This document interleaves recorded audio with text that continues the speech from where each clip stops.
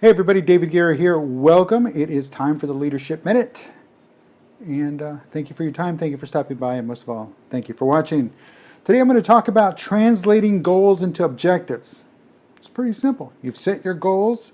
You know what you want. You know where you're going to go. You know what you need to do. But now you got to break achieving those goals or getting to those goals. You got to break it down into bite-sized chunks. And I do recommend bite-sized chunks. Now I don't mean the minis, but I do mean good chunks, sizable chunks. These are the ones that, well, that you can achieve. You can get to them. These are the objectives you've got to meet. Say, for example, what we're going to do is, we want to have $1 million in the bank.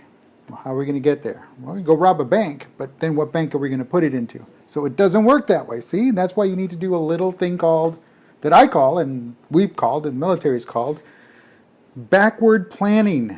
Backward planning. Now, with the backward planning, what it allows you to do, well, you know what? If you've not heard of backward planning, you might have heard this. Begin with the end in mind. That's right. Begin with the end in mind. And we're talking about the 7 Habits of Highly Effective People.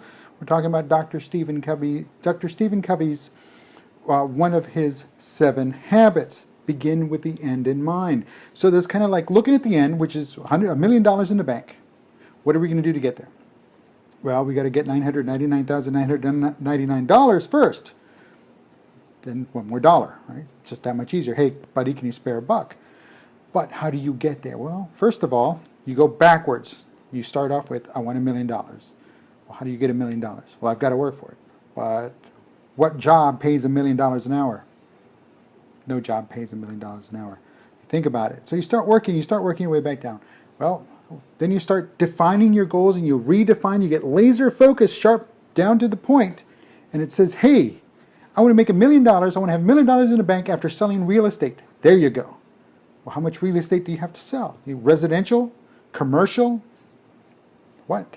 And then you start working it down, So now you get down to the point that it's like $1 million in the bank, selling commercial property, starting off with some residential property, starting off with a vacant lot, and so on and so on.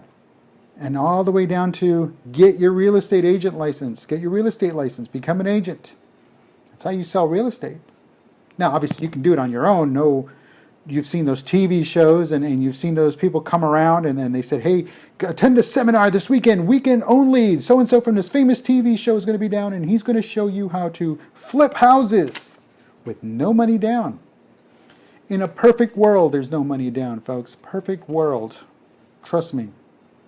Perfect world.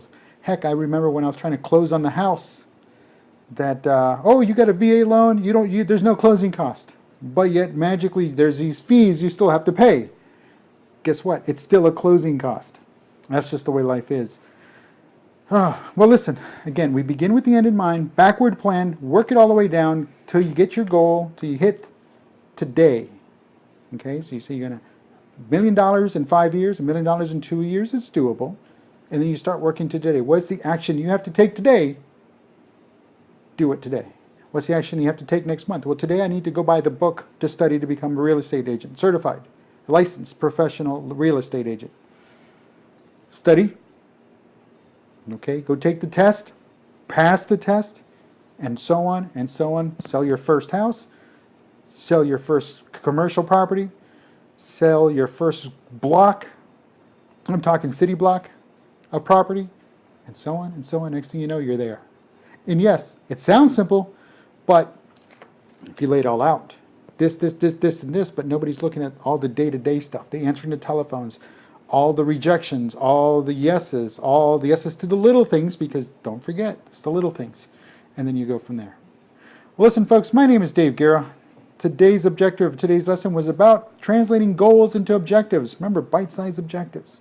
Until next week, I thank you for stopping by. I thank you for your time. This has been the Leadership Minute. I'll talk to you later.